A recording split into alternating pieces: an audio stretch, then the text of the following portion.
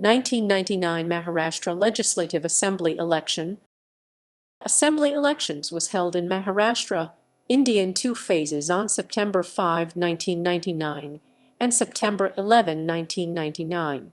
Election results were declared on October 7, 1999. The major parties were Bharatiya Janata Party, Shiv Sena Yuti Alliance, Congress and NCP. Congress and NCP contested against each other without a pre-poll alliance but came together for a post-poll alliance to stake claim to form the government. Seats won, Congress 75, NCP 58. Post-poll alliance 75 plus 58 equals 133/288. Shiv Sena plus BJP equals 69 plus 56 equals 125/288.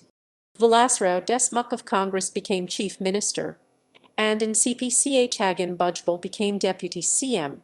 Lok Sabha elections were held simultaneously, and in them, the BJP-Sena alliance fared better, winning 28/48, with Shiv Sena winning 15 seats, BJP 13 seats, Congress 10 seats, and NCP 6 seats.